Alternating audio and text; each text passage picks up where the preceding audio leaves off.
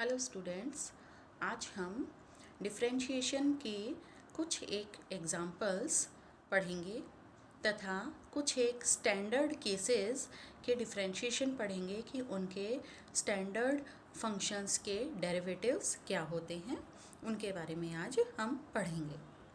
सर्वप्रथम, यदि function y is to F x है, यदि कोई function y is to F x है तो उसका डेरिवेटिव होगा dy अपॉन dx, अर्थात उसका डेरिवेशन जब हम निकालेंगे तो उसका डिफरेंशिएशन होगा dy अपॉन dx। यदि फंक्शन xn है तो x की पावर n है तो उसका डिफरेंशिएशन होगा, उसका डेरिवेटिव होगा n इंटू एक्स एन की पावर -1, x की पावर n-1। यदि कोई फंक्शन x की पावर n है तो उसका डिफरेंशिएशन होगा n इंटू एक्स की पावर n-1। यदि कोई फंक्शन log e x अर्थात नेचुरल लॉग ऑफ x का नेचुरल लॉग है, अर्थात दैट इज़ ln x है, नेचुरल लॉग x है, तो उसका डिफरेंशिएशन यानी उसका डेरिवेटिव 1 अपॉन x होता है। यदि function log to the base a x है, यदि फंक्शन है log x to the base a तो उसका differentiation 1 upon x into log of e अर्थात टू द बेस a, अर्थात 1/x log e होता है इसका डिफरेंशिएशन। यदि फंक्शन है ex, यदि function exponential raise to power x है फंक्शन, तो उसका डेरिवेटिव या उसका डिफरेंशिएशन भी exponential raise to power x ही होता है।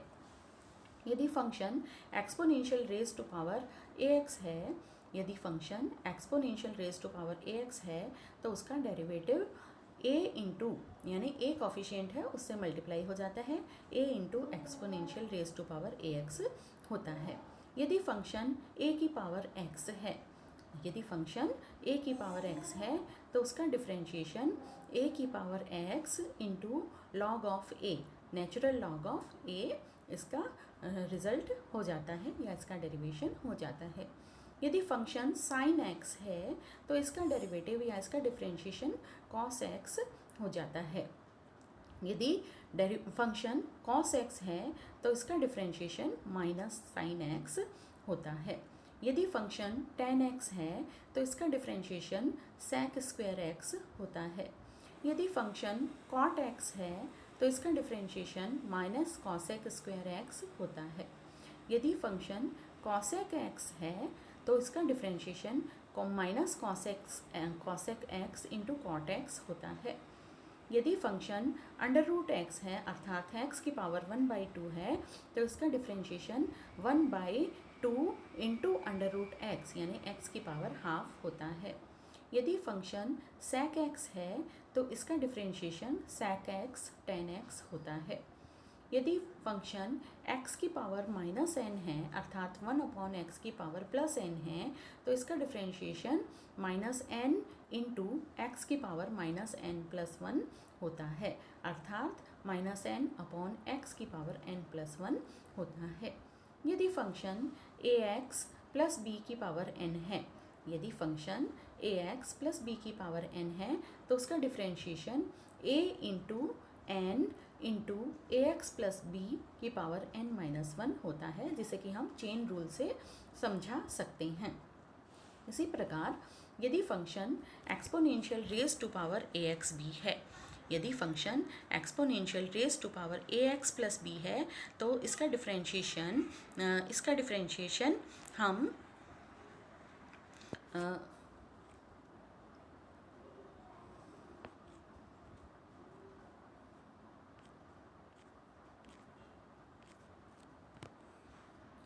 इसका डिफरेंशिएशन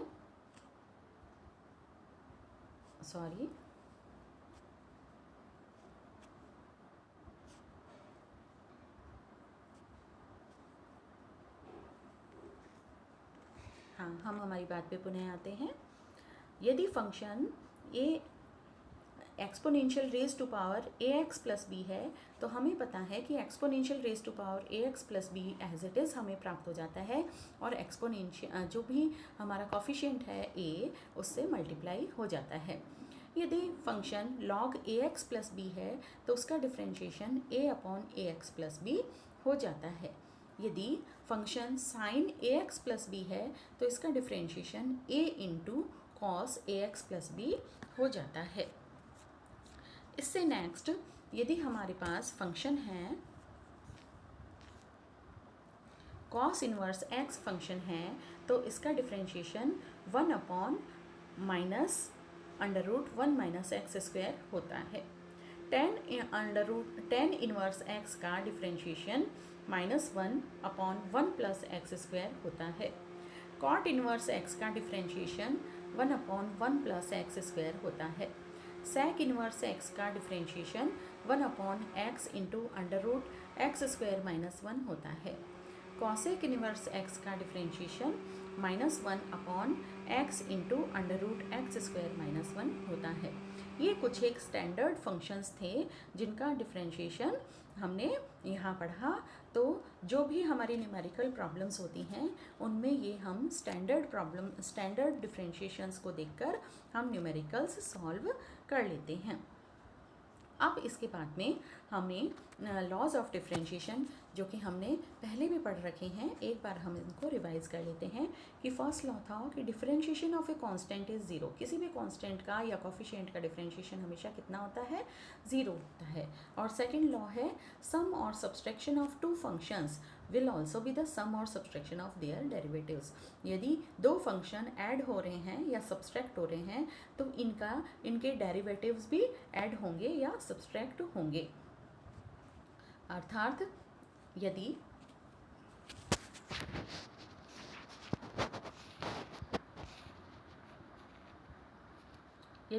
y जो फंक्शन है it is the sum of f x and g x both function, और it is the difference of f x और जी एक्स, देन इसका डिफ्रेंशिएशन होगा d y upon d x is equal to d upon d x of function f x plus d upon d x of function g x.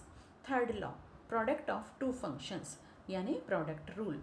यदि दो function का product हो रहा है, product हमें ज्ञात करना है और उसका हमें डिफ्रेंशिएशन ज्ञात करना है, तो डिफ्रेंशिएशन जब हम इनका निकालेंगे, ज्ञात करेंगे डेरिवेटिव, तो पहले एक फंक्शन को हम कांस्टेंट मान लेंगे और दूसरे फंक्शन का डेरिवेशन या डिफ्रेंशिएशन करेंगे। प्लस फिर जब नेक्स्ट बारी में हम जिसको हमने पहले कांस्टेंट माना था उस फंक्शन का डेरिवेटिव या डिफरेंशिएशन करेंगे, और जो लास्ट जो अनदर जो बचा हुआ रिमेनिंग फंक्शन था उसको हम कांस्टेंट मान लेंगे। जैसे यहाँ y फंक्शन है, y is equal to F x into g x, तो हमने क्या किया, d y upon d x यानी y का डिफ्रेंशिएशन x के रेस्पेक्ट में d y upon d x. अब हम एफ एक्स को पहले कांस्टेंट मान लेंगे और जी एक्स का डिफ्रेंशिएशन करेंगे, तो हमारी वैल्यू आ जाएगी F x into D G x upon d x.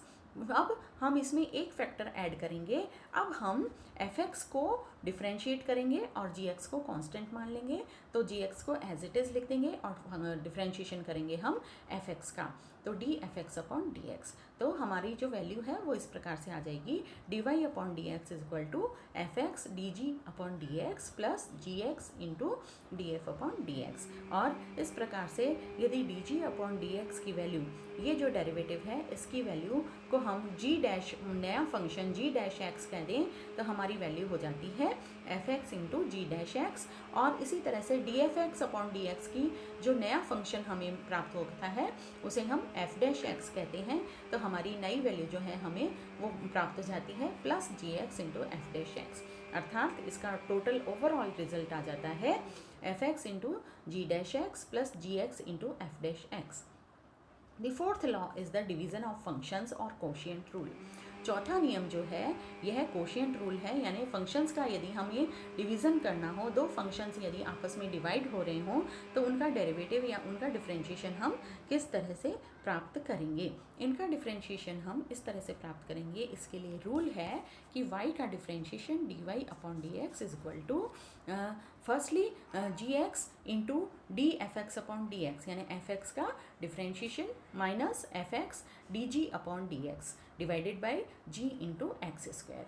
And finally हम इसको लिख देते हैं g x into f dash x minus f x into g dash x divided by g x square. इसके बाद में फिफ्थ रूल आता है फंक्शन ऑफ फंक्शंस अर्थात चेन रूल। यदि एक फंक्शन दो बार हमें लिखा हुआ हो, यानी माना f जो है वो x का फंक्शन है और x जो है वह t का फंक्शन है, तो f जो है वो x का फंक्शन है और x t का फंक्शन है, तो हमें पता है कि f x का फंक्शन है और x t का फंक्शन है, तो इस प्रकार से हमें चेन रूल को हम यहाँ अप्लाई करते हैं। अर्थात इसका हम फंक्शन एफ एक्स का टी के सापेक्ष जब डेरिवेटिव निकालते हैं या डिफरेंशिएशन प्राप्त करते हैं तो उसको इस प्रकार से करते हैं हम कि यदि x के रेस्पेक्ट में तो डिफरेंशिएशन इसका हो जाएगा d f upon d x और t के रेस्पेक्ट में डिफरेंशिएशन हो जाएगा d x upon d t. अर्थात फर्स्ट डेरिवेटिव और f का फर्स्ट डेरिवेटिव तो हो जाएगा d f upon d x और f का सेकेंड डेरिवेटिव हो जाएगा d x upon d t. अर्थात d f upon d t is equal to finally हम एफ टी के रेस्पेक्ट में यदि फंक्शन का डेरिवेटिव निकालना चाहते हैं तो d f upon d t is equal to क्या हो जाएगा d f upon d x, यानी f का x के रेस्पेक्ट में डिफरेंशिएशन इंटू टी x का t के रेफरेंस में डिफरेंशिएशन। अर्थात इसको हम एक एग्जाम्पल से यहाँ समझ सकते हैं।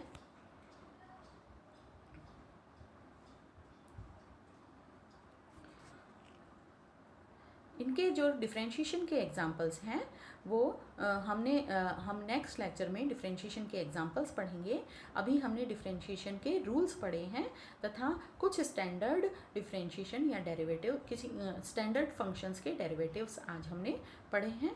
अब डिफरेंशिएशंस के जो एग्जांपल्स हैं वो हम नेक्स्ट वीडियो में पढ़ेंगे और धन्यवाद। नेक्स्ट वीडियो हम आगे देखेंगे और इसकी एग्जांपल्स की नॉलेज लेंगे। धन्यवाद।